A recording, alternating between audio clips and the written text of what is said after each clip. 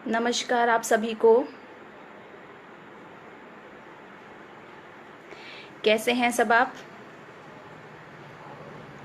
उम्मीद करती हूँ कि इस लॉकडाउन में आप सब अपने घर में अच्छे से सुरक्षित से होंगे। आज मैं आप सबके सामने एक लाइव आई हूँ कुछ विषय को लेकर। मुझसे इससे पहले जब मैं एक ऑनलाइन आई थी तो मुझे काफ़ी लोगों ने एक अच्छा रिस्पॉन्स दिया था कि वो दोबारा चाहते हैं कि मैं आपके समक्ष लाइव आऊं। तो आज उसी को लेकर मैं एक विषय आपके सामने लेकर आई हूं। आप सब आजकल देख रहे हैं कि कैसे अपने लॉकडाउन से अपनी चीज़ें, हमारा कल्चर कितना इफ़ेक्ट होता जा रहा है। अगर हम बात करें अपने सोशल इंस्टीट्यूशंस की, तो कैसे चीज़ें बदलती जा रही हैं। कितनी चीज़ों पे तो रोक लग गया है, चाहे हम अपने मैरिज सिस्टम को कहें, शादी ब्याह, या अपने एजुकेशन सिस्टम को कहें, हर चीज़ों पे इफ़ेक्ट पड़ा और कहीं ना कहीं स्टॉप हो गई हैं वो चीज़ें। अगर मैं बात करूं पर्टिकुलरली अपने कल्चर की, तो अपने कल्चर में एक इंस्टीट्यूशन आता है रिलीजन। अपना रिलीजन भी कितना इफ़ेक्ट हुआ है। इससे पहले क्या होता था कि हम लोग धार्मिक स्थानों पे जाकर पाठ पूजा किया करते थे, मंदिर हो, गुरुद्वारा हो, मस्जिद हो। अब क्या, इस लॉकडाउन की वजह से हमने घर पे रह के पाठ पूजा करना शुरू कर दिया है। अब हम क्या करते हैं, वीडियो कॉल करते हैं और भगवान के दर्शन कर लेते हैं। हम वहाँ पे, हमें जाने की भी ज़रूरत नहीं पड़ती है। Like it can be termed as online worshipping, कि हमने सोशल मीडिया को भी अपने एक रिलीजन इंस्टीट्यूशन में ऐड ऑन करना शुरू कर दिया है। मतलब मेरे मन में एक ऐसा विचार आया कि अगर कोई कल को एक रिसर्च स्कॉलर इस विषय पे अगर स्टडी करना चाहे कि हमारे इस लॉकडाउन से हमारे कल्चर पे क्या प्रभाव पड़ा, तो उसके लिए एक अच्छा विषय है पढ़ाई करने के लिए कि हमारे रिलीजन पे बहुत अच्छा इफेक्ट पड़ा है। अगर मैं कल्चर की बात करूं, तो हमारे कल्चर पे बहुत सालों से स्टडी होती आ रही है, कोई नई विषय नहीं है। ये स्टडी हम कह सकते हैं करीबन 1920 या 1930 में शुरू हुई थी। बहुत सारे ऐसे जिसे हम कह सकते हैं कल्चर को एक्सप्लेन किया सोशियोलॉजिस्ट और एंथ्रोपोलॉजिस्ट। उसमें से एक फेमस सोशल एंथ्रोपोलॉजिस्ट थे जिनके बारे में आज मैं आपके सामने बात करने आई हूँ, और वो थे ब्रोनिस्लॉ मेलिनोस्की। ये एक सोशल एंथ्रोपोलॉजिस्ट थे। इनसे पहले ऐसे बहुत सारे साइंटिस्ट या स्कॉलर्स आए जिन्होंने कल्चर के बारे में स्टडी की, बट इन्होंने बहुत डिटेल में इसके बारे में स्टडी करी है। उन्होंने ही फंक्शनलिस्ट स्कूल की स्थापना करी और इसको एक नया डायमेंशन भी दिया। उन्होंने बोला कि सोसाइटी की रियलिटी को अगर आपको चेक करना है ना, तो observation is the best method. आप उससे कल्चर को पढ़ सकते हैं। इन्होंने काफ़ी प्रिमिटिव सोसाइटी की बहुत स्टडी करी है। इनका मानना है कि जो कल्चर के एस्पेक्ट्स होते हैं, अगर आप उनको पढ़ना चाहते हैं तो उनके फंक्शन के एस्पेक्ट से आप उसको पढ़ सकते हैं। उन्होंने बहुत सारे एक्सपेरिमेंट किए। एक एक्सपेरिमेंट जो उनका बहुत फेमस था वो था पार्टिसिपेंट ऑब्जर्वेशन। उनका मानना था कि जो कस्टम्स, इंस्टीट्यूशन जो हमारी सोसाइटी में होते हैं, ये सारे इंटीग्रेटेड होते हैं, इंटर रिलेटेड होते हैं। यानी जैसे कहते हैं कि एक जुट होते हैं, एक गट्ठे में होते हैं, तो दूसरे में भी चेंज आएगा। Like they are interrelated. एक प्रिकर्सर की बात करें कि ये कैसे शुरू हुआ, सबसे पहले 18वीं सेंचुरी, 18वीं सदी में इस कल्चर को पढ़ने की प्रथा शुरू हुई। तब होता था कि उनकी थ्योरीज में कोई एविडेंस नहीं होता था। फिर 19वीं सेंचुरी में जो साइंटिस्ट और स्कॉलर्स आए, उनको एवोल्यूशनिस्ट कहा गया। उन लोगों ने कहा कि जो सोसाइटी है, अगर हम उनका इंटर रिलेशन पढ़ लेंगे उनके कल्चर के बारे में, तो हम उसे दूसरी जगह भी अप्लाई कर सकते हैं। बट उनकी थ्योरी में ना बहुत हैब्सर्ड थी, लॉफ्टी थ्योरी बहुत बिल्डअप हो रही थी। फिर आई एक्चुअल में 20वीं सदी, जिसमें इन लोगों ने एवोल्यूशनिस्ट पे अटैक किया और दो स्कूल की स्थापना हुई, एक डिफ्यूजनिस्ट और दूसरा फंक्शनलिस्ट। दोनों में सिमिलैरिटीज़ भी थी, डिफरेंस भी था। सिमिलैरिटी जैसे कहें, दोनों ने प्रिमिटिव सोसाइटी की स्टडी करी और साइंटिफिक डेटा कलेक्शन पे ज़्यादा एम्फसाइज किया। डिफरेंस क्या था कि दोनों ने मेथड अलग अलग यूज़ किए और उनका जो डेटा निकलता था उसकी मीनिंग बहुत अलग अलग निकलती थी। जैसे मैंने पहले भी बताया कि मेलिनोस्की ने कल्चर की स्टडी में बहुत एम्फसाइज किया। उन्होंने फंक्शनलिस्ट पॉइंट ऑफ व्यू से कल्चर को पढ़ने को कहा। उन्होंने बोला कि कल्चर के जो डिफरेंट डिफरेंट ट्रेड्स होते हैं, इंस्टीट्यूशंस होते हैं, अगर आप उनके फंक्शंस को पढ़ लेंगे, समझ लेंगे, तो आपको उसको समझने में आसानी होगी। और अगर कोई कल्चर अगर प्रॉपरली वर्क कर रहा है तब तो वो सोसाइटी में एग्जिस्ट करेगा, नहीं काम करेगा तो सोसाइटी में वो एग्जिस्ट नहीं करेगा। उन्होंने बोला कि ये सारे जो कल्चर होते हैं, उन्होंने बार बार एक टर्म का यूज़ किया है, इंटीग्रेटेड होल, यानी कि ये सारे कल्चर के जितने भी पार्ट्स होते हैं वो एक साथ काम करते हैं। आज इसीलिए मैंने मेलानोस्की का विषय उठाया, क्योंकि अक्सर मेलानोस्की पे और उनकी थ्योरी ऑफ नीड पे यूजीसी नेट्स पे या यूपीपीएससी के सवाल कहें, इनमें क्वेश्चंस पूछे ज़रूर जाते हैं। आज पर्टिकुलरली मैं उनकी थ्योरी ऑफ नीड के बारे में बात करने आई हूँ। आप सब जो मेरे साथ जुड़ रहे हैं, बहुत बहुत धन्यवाद आपका मुझे लाइव सुनने के लिए। आपसे यही निवेदन रहेगा कि जो मुझे सुन रहे हैं इस वीडियो को लाइक कर दें, शेयर कर दें और ज़्यादा से ज़्यादा इसको शेयर करें, ताकि जो ये नॉलेज है ये और स्टूडेंट्स तक पहुंच पाए जो यूजीसी नेट या यूपीपीएससी की तैयारी कर रहे हैं। उनके लिए एक विषय बहुत अच्छा रहेगा। बात आते हैं अपने विषय पे। जो ब्रोनिस्लाव मेलानोस्की है, इनकी थ्योरी ऑफ नीड बहुत फेमस है और ख़ास तौर से ये एक एंथ्रोपोलॉजी का सेक्शन है जो पीजी के स्टूडेंट्स को ख़ास तौर से पढ़ाया जाता है। पीजी के स्टूडेंट्स के लिए लेकर, इसीलिए मैंने इसको थोड़ा डिटेल में बताया है कि मेलानोस्की थ्योरी ऑफ नीड क्या बताते हैं। उसके लिए मैंने एक छोटी सी स्लाइड बनाई है, तो मैं चाहूँगी इस स्लाइड को दिखा के मैं आपको अपने विषय के बारे में कुछ अच्छे से बताऊँ, तो जो स्टूडेंट इसको सुन रहे हैं उनके लिए बहुत फ्रूटफुल रहेगा। ये एक छोटी सी मैंने पीपीटी बनाई है। जान लेते हैं कि मेलानोस्की कौन थे। मेलानोस्की का जन्म 7 अप्रैल 1884 में क्रैको, पोलैंड में हुआ था। वो एक upper middle class polish family में पैदा हुए थे। इनके पिताजी खुद एक प्रोफेसर थे और इनकी मदर काफ़ी अच्छी एक लैंड ओनिंग फैमिली को बिलोंग करती थी। ये बचपन से ही काफ़ी बीमार रहते थे, बट स्टूडेंट बहुत ही एक्सीलेंट थे। 1908 में वो जैगलियन यूनिवर्सिटी में उन्होंने मैथ्स और फिजिकल साइंस पढ़ने के लिए एडमिशन लिया। बट उन दिनों जब वो बीमार पड़े तो अचानक उन्होंने एक मूड हुआ, तो उन्होंने जेम्स फ्रेजर की बुक द गोल्डन बुक की पढ़ना शुरू किया। उनका उसी से एक इंटरेस्ट डेवलप हुआ एंथ्रोपोलॉजी की तरफ, और फिर क्या था, उन्होंने उसके बाद कभी पीछे मुड़ के नहीं देखा। और 20th सेंचुरी में ये दिन आया कि वो एक इम्पॉर्टेंट एंथ्रोपोलॉजिस्ट बन गए और आज वो फादर ऑफ सोशल एंथ्रोपोलॉजी कहलाए जाते हैं। उन्होंने काफ़ी रिलीजन, मैजिक, साइंस जो प्रिमिटिव सोसाइटी में एग्जिस्ट करती हैं, इनके बारे में काफ़ी स्टडी करी है। इनके कुछ फेमस वर्क हैं जैसे crime and custom in savage society, a scientific theory of culture and other essays, magic, science and religion, ऐसी बहुत सारे। ब्रोनिस्लाव मेलानोस्की अपनी टेक्निक के लिए बहुत फेमस हैं। वो टेक्निक क्या थी? फील्ड मेथड, यानी कि पार्टिसिपेंट ऑब्जर्वेशन। वो कहते थे कि जो फर्स्ट हैंड डेटा कलेक्शन होता है वो सबसे बेस्ट होता है। उन्होंने 3 चीज़ों पे बहुत फोकस किया है, जो मैं चाहूँगी जो रिसर्च स्कॉलर्स हैं वो इन 3 चीज़ों को बहुत ध्यान से समझें कि हम जब रिसर्च करते हैं तो वो एक्चुअली में किस स्टेज में हम काम करते हैं। जैसे उन्होंने बोला कि अगर हम काम कर रहे हैं, रिसर्च कर रहे हैं, तो पहला पॉइंट हमें क्या फोकस करना चाहिए? हमें कंक्रीट एविडेंस को कलेक्ट करना चाहिए, यानी कि व्हाट दे डू, वो एक्चुअली क्या करते हैं। दूसरा क्या है? हमें उनके एक्शन को बहुत ध्यान से ऑब्जर्व करना चाहिए, रिकॉर्ड करना चाहिए। उससे हमें क्या पता चलेगा? What they actually do. और तीसरा कि वो कहते हैं कि एक डॉक्यूमेंटिव नेटिव क्रिएट करना चाहिए, एथनोग्राफिक स्टेटमेंट लेने चाहिए, यानी कि व्हाट दे थिंक। इस चीज़ को मैं आपको एक छोटे से एग्जाम्पल से समझाती हूँ। जैसे फॉर एग्जाम्पल, अभी मैंने थोड़ी देर पहले आपको एक ऑनलाइन वर्शिपिंग के बारे में बताया।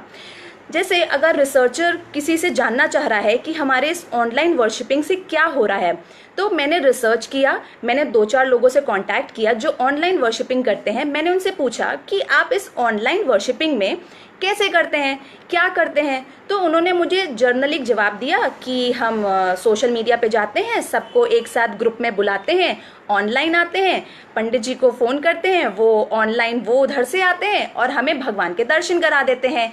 तो क्या किया? व्हाट दे डू, ये उन्होंने मुझे बताया कि वो एक्चुअली क्या करते हैं, पहला स्टेज। दूसरा stage, what they actually do. मैंने उनके साथ सोचा कि मैं इनके साथ रहकर इनकी चीज़ों को ऑब्जर्व करूंगी। तो मैंने क्या देखा, ये लोग जब ऑनलाइन आते हैं तो आधे घंटे तो पहले तो खूब सारी बातें करते हैं, इधर उधर की बातें करते हैं, और आधे घंटे बाद वो अपनी पाठ पूजा का काम शुरू करते हैं। मैंने क्या ऑब्जर्व किया, what they actually do.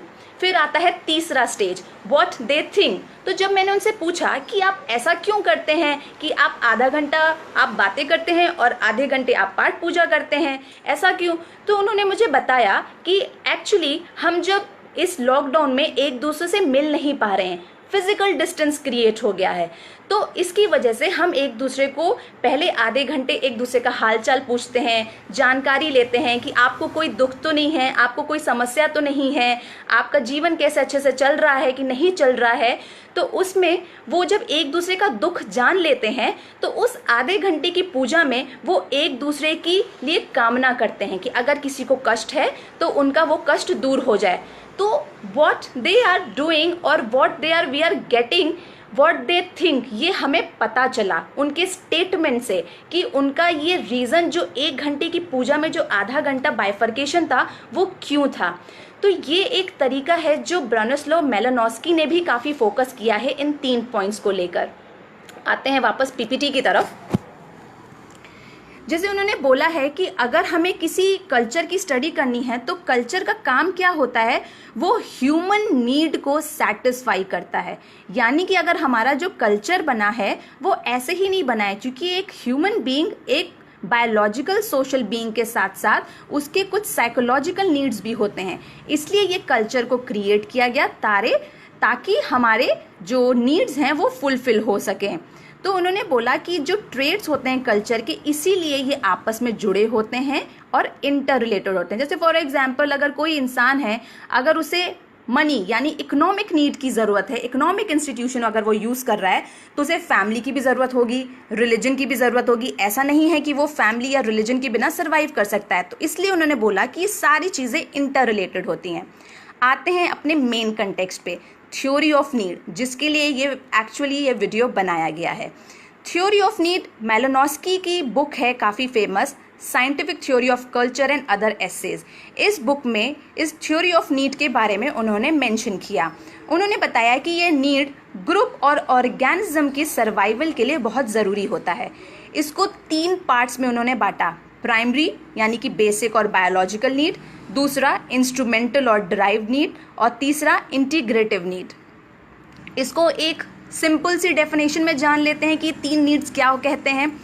Primary need होता है यानी कि हमारे जो बायोलॉजिकल नीड होते हैं किसी एक इंडिविजुअल और ग्रुप की सर्वाइवल के लिए, जैसे कि सेक्स, एजुकेशन, लीगल, पॉलिटिकल, जो प्राइमरी नीड को फुलफिल करने के लिए बनाए जाते हैं, यानी कि ऊपर वाले नीड को फुलफिल करने के लिए। तीसरा आता है इंटीग्रेटिव नीड। इंटीग्रेटिव नीड क्या कहता है, ऐसी जो नीड्स होती हैं जो सोसाइटी को कोहर करने में हेल्प करता है, यानी कि सोसाइटी चलाने में हेल्प करता है, वो इंटीग्रेटिव नीड होता है। जैसे कि नॉलेज, रिलीजन, मैजिक, प्ले। अब इनको एक एग्जाम्पल के तौर में समझ लेते हैं। मेलिनोव्स्की क्या कहते हैं, ये जो 3 नीड्स हैं इनका सीक्वेंस में फॉलो होना बहुत ज़रूरी होता है। जैसे कि मैंने एक चार्ट में आपको समझाया है, एक इम्पल्स, एक्ट और सेटिस्फैक्शन के रूप में। इम्पल्स यानी कि नीड, ज़रूरत, जैसे मुझे भूख लगी, हंगर, मुझे खाना खाने की ज़रूरत है, मैं एक्ट, क्रिया क्या करूँगी, मैं खाना खाऊंगी, इंजेशन ऑफ फूड करूँगी। सेटिस्फैक्शन क्या होगा, सेटिएशन, यानी कि मुझे संतुष्टि प्राप्त होगी।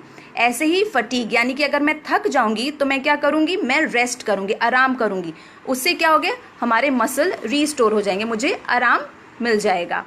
आते हैं अपने प्राइमरी बेसिक नीड पे। इनको थोड़ा डिटेल में इसलिए समझ लेते हैं क्योंकि यूजीसी नेट में अक्सर इससे रिलेटेड सवाल पूछे जाते हैं। और जो ये मैंने चार्ट बनाया है, इस चार्ट को बहुत अच्छे से याद कर लीजिएगा, क्योंकि अक्सर बेसिक नीड और कल्चरल रिस्पॉन्स को मैच द कॉलम में ज़रूर पूछा जाता है कि बेसिक नीड के cultural response match the columns कैसे होंगे। प्राइमरी नीड, जैसे मैंने बताया कि जो एक बेसिक नीड होता है जो इंडिविजुअल के सर्वाइवल के लिए ज़रूरी होता है, उन्होंने बेसिक नीड को 7 टाइप्स में बताया है कि ये 7 बेसिक नीड होते हैं और इनको फुलफिल करने के लिए आपको कल्चर से एक रिस्पॉन्स चाहिए होता है। कल्चर कुछ रिस्पॉन्स देता है जिसकी वजह से हमारे ये बेसिक नीड्स फुलफिल हो पाते हैं। उन्होंने बताया कि ये नीड्स एक तरीके से जब ह्यूमन एवोल्यूट हुआ, ह्यूमन का एवोल्यूशन हुआ है, तो ये कल्चर क्रिएट हुआ और जिसकी वजह से ये नीड्स भी डेवलप हुए हैं। इन नीड्स को मैंने थोड़ा सा डिटेल में एक एक करके समझाया है बेसिक नीड और कल्चरल रिस्पॉन्स के ज़रिए। अगर जिन स्टूडेंट्स को कुछ ये स्लाइड्स चाहिए हों तो मुझे मैसेज कर सकते हैं, मैं उनको ये स्लाइड्स इंडिविजुअली आपको मैसेज कर दूंगी, मेल कर दूंगी। इसके लिए मैंने एक थोड़ा सा इंटर रिलेशन में एक चार्ट क्रिएट कराया है ताकि आप इसको थोड़ा डिटेल में समझ सकें। वो चार्ट क्या है, बेसिक नीड और कल्चरल रिस्पॉन्स को रिलेशन में समझते हैं ताकि आपको समझने में आसानी हो। बेसिक नीड पहला क्या है, मेटाबॉलिज्म, यानी कि हम खाना खाते हैं, डाइजेशन होता है, हमें उससे न्यूट्रिएंट्स मिलता है, तो ये हमारी मेटाबॉलिज्म के लिए बहुत ज़रूरी होता है। इसके लिए कल्चर हमें रिस्पॉन्स कैसे करता है, वो एक कमिसरिएट क्रिएट करता है। कमिसरिएट यानी कि एक लेमैन लैंग्वेज में इसकी डेफिनेशन समझें, ऐसा स्थान जहाँ पे खाना बनाया जाता है या स्टोर किया जाता है। तो अगर हमें खाना खाना है, डाइजेशन होगा, न्यूट्रिएंट्स मिलेंगे, तो कहाँ से होगा, कल्चर में उसको रिलेशन में कैसे देखेंगे, हम अपने किचन में रखते हैं खाना, किचन में खाना बनाते हैं, उससे क्या होता है, हम साथ में रह के खाना खाते हैं, तो हमारा एक कम्युनिसलिज्म यानी कि कम्युनिटी में इंटरनल स्ट्रॉन्ग बॉन्ड क्रिएट होता है। तो यानी मेटाबॉलिज्म से हमारा कमिसरिएट क्रिएट होगा। दूसरे आते हैं रिप्रोडक्शन पे। ये रिप्रोडक्शन एक्चुअली सेक्सुअल एक्टिविटी से इन्वॉल्व नहीं है, उनका यहाँ पे रिप्रोडक्शन से मतलब था कि जब रिप्रोडक्शन होता है तो हमारे नंबर ऑफ कम्युनिटीज़ या नंबर ऑफ जनरेशन्स बढ़ते हैं। उससे क्या होगा, जनरेशन बढ़ेंगी, पॉपुलेशन बढ़ेंगी, तो हमारी फैमिली, मैरिज, ये सब जो इंस्टीट्यूशंस होते हैं ये डेवलप होंगे, ये क्रिएट होंगे। यानी कि अगर रिप्रोडक्शन होगा तो सोशल रिस्पॉन्स क्या आएगा, किनशिप क्रिएट होंगे, रिश्तेदारियाँ क्रिएट होंगी। तीसरे पे आते हैं बॉडीली कंफर्ट। बॉडीली कंफर्ट यानी कि हमारी इंटरनल बॉडी से हमें अपनी सुरक्षा ज़रूर होती है, यानी कि हमारा इंटरनल टेम्परेचर बना रहे, हमें एक हमारी अंदर बॉडी का फिजियोलॉजिकल जो प्रोसेस होता है, सर्कुलेशन, डाइजेशन, ये सब प्रॉपरली काम करे।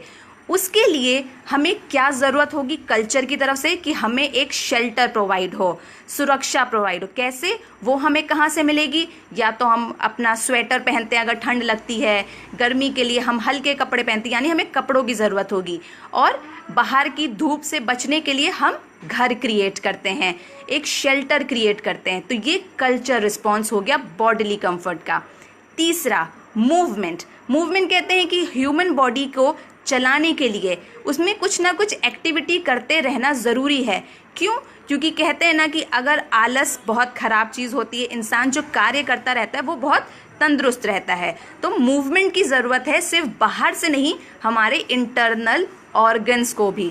तो उसके लिए हम क्या करते हैं, बॉडीली एक्टिविटीज़ करते हैं, चाहे वो हम इकोनॉमिकल एक्टिविटी करें, पॉलिटिकल करें, या एक दूसरे से रिश्तेदारी बनाएं, तो हम कुछ ना कुछ एक्टिविटी सोशली करते हैं। नेक्स्ट आता है 6वां ग्रोथ, यानी कि ह्यूमन को बढ़ने के लिए ग्रोथ बहुत ज़रूरी है। हम किसी एक टाइम पीरियड पे नहीं रुकते हैं। जैसे कि अगर बच्चा जन्म लेता है तो वो सिर्फ छोटा इन्फेंट नहीं रहता, वो एडोलेसेंट एज पे भी आएगा, वो यूथ पीरियड भी जिएगा, वो ओल्ड एज में भी आएगा, यानी कि उसकी ग्रोथ होती रहेगी।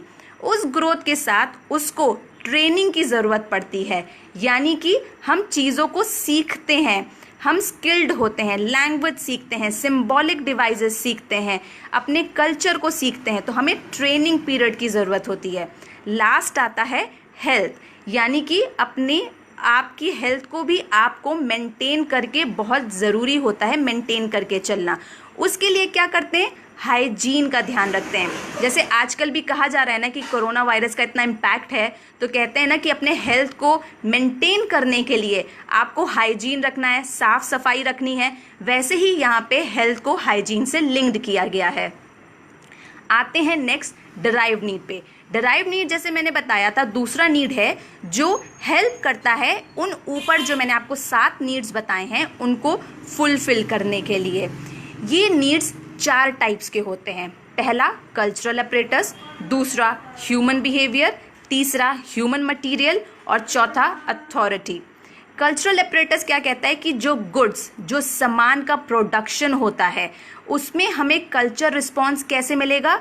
अगर हमें किसी सामान की ज़रूरत है, हम उसे बना रहे हैं, यूज़ कर रहे हैं, तो हम एक इकोनॉमिक एस्पेक्ट को फुलफिल कर रहे हैं। यानी कल्चर से क्या रिस्पॉन्स आएगा, क्या इंस्टीट्यूशन क्रिएट होगा, इकोनॉमिक इंस्टीट्यूशन क्रिएट होगा। दूसरा ह्यूमन बिहेवियर।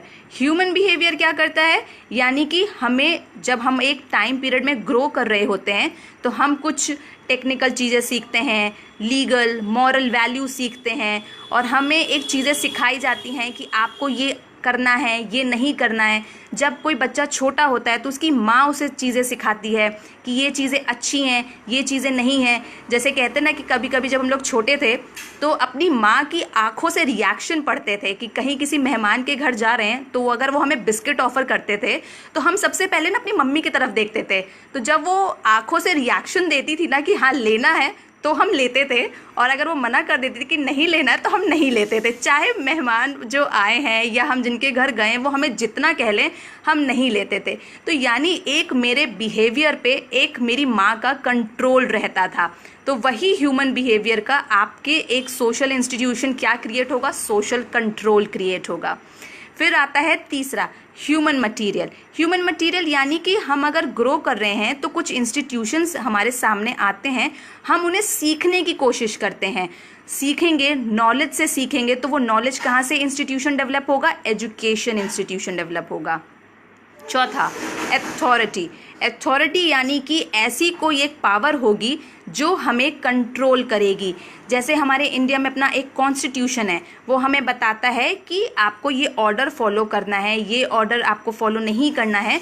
तो क्या होता है, उसके लिए पॉलिटिकल ऑर्गेनाइजेशन क्रिएट किया जाता है।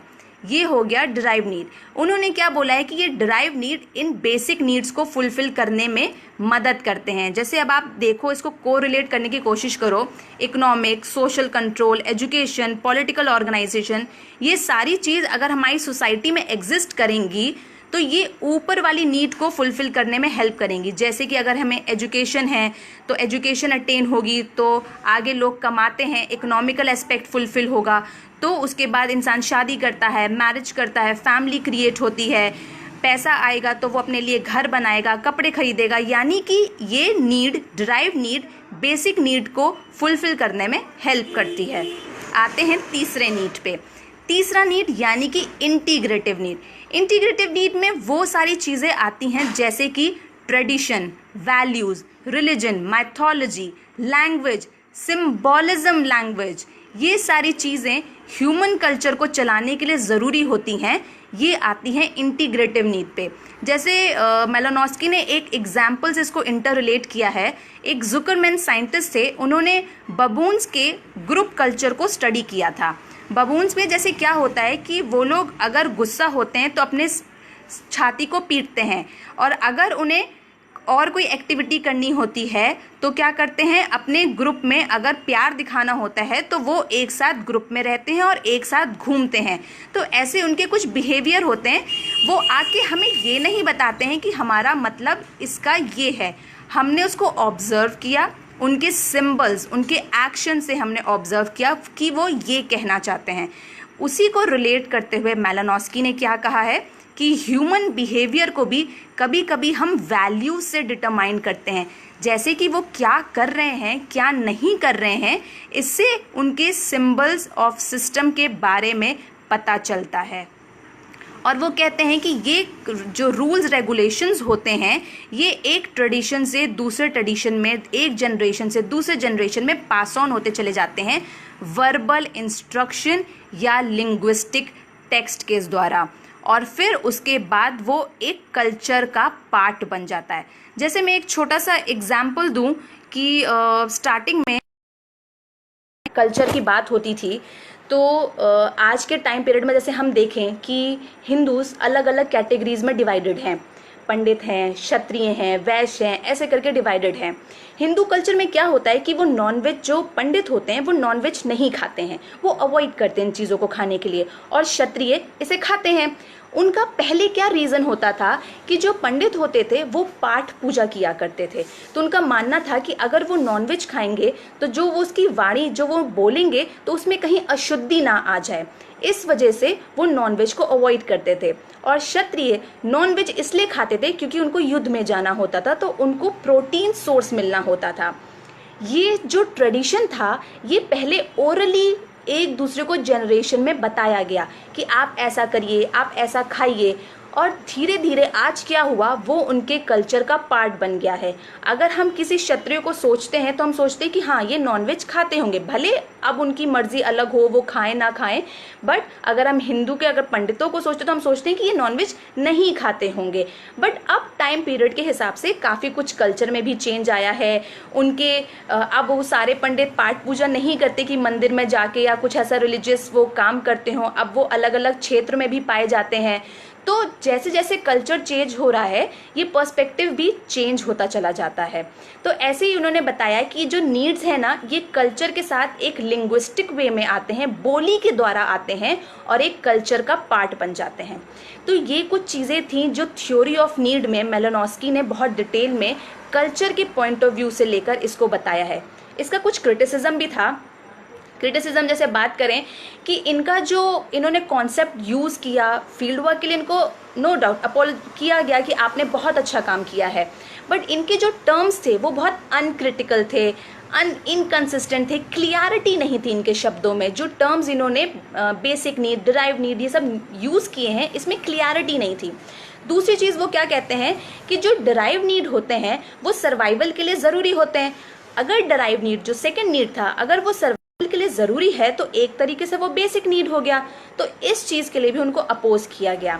फिर तीसरी चीज़ उनके लिए क्या बोला गया, जो नीड्स में जो उन्होंने इंटर रिलेशन बताया है उसमें क्लियरिटी नहीं थी।